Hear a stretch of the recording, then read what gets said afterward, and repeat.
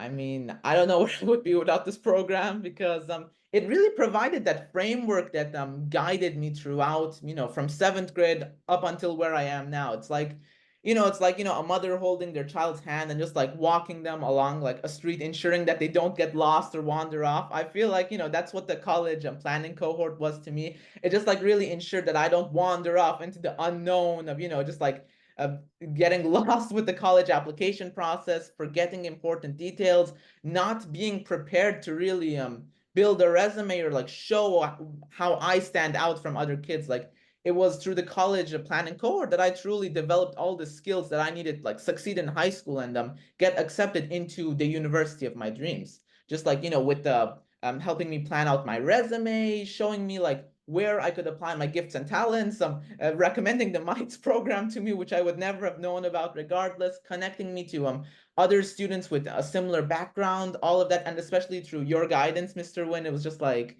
thank you so much. And I do not know where I would be without your help. Yeah. So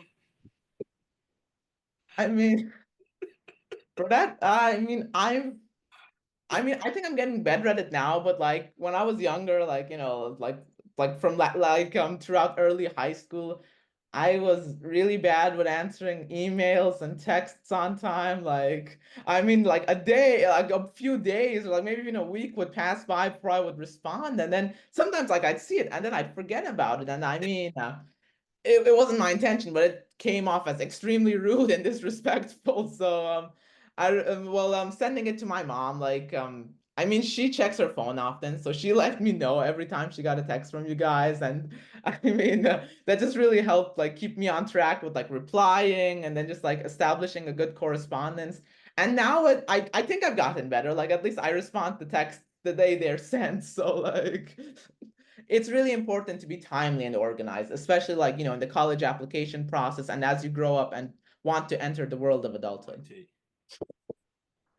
Well, it was pretty much a reaction of like, jubilation and elation. Like I remember just like my mom was just like, she didn't expect me to get into MIT because I remember that day I got a rejection from the University of Chicago, and then she was just like, you're not gonna get in. It's just like she had like lost hope. I had lost hope. And then I remember I was practicing my piano and I'm like, oh hey, it's a 6:28. It's ta time when MIT announces their decision. So I just go and I go check my inbox. I see, oh hey, you have an update. I click on it and then I see confetti. I see like the beaver confetti just like popping out, and I'm like, this must be a mistake. Like they probably rejected me. I read it and I'm like, what? Accepted. Class of 2029. No, this can't be. So I read it the third time, and that's when I'm like, oh my God, I actually got in. And that's when I just like, yeah, my mom and my dad, they just went bananas when they found out. It was just like jumping up and down, like hugging each other, crying of joy. I remember just like,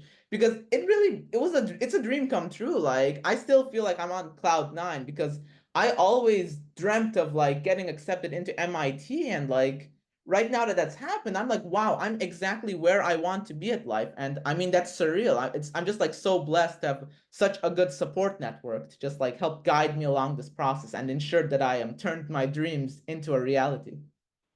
Well, we filling out the CSS profile. I'm an only child, so my parents' experience of filling out the CSS profile, this was their first time doing it, and some of the questions we were a little bit confused on, and our school didn't really provide too much assistance with it.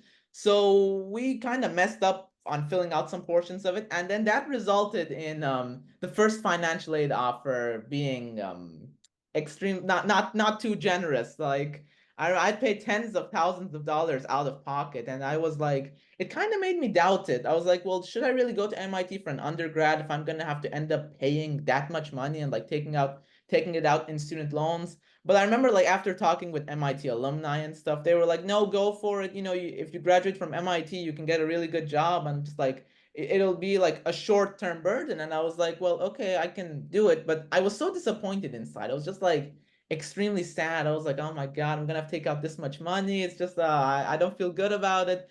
And we appealed the decision. So I just like typed them an email, explained them my situation, provided correctionary details. And I still remember the day. It was like March 24th. They it was at like 8 p.m. They replied, I think it was like a week after we sent the appeal.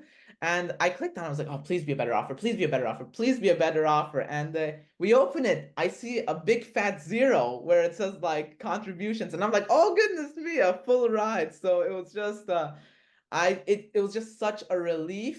I was like, wow, this is actually happening. I'm actually gonna go to MIT. So that's when the reality truly dawned on me. Because before, when I got into MIT, like at first when I got the acceptance letter, I was like, okay, I'm gonna go, hopefully, but I have to look at the financial aid award. And then once they revised it and I got a full ride, I was just like, it's actually happening. Like I gotta go buy some winter gear. It's actually gonna happen.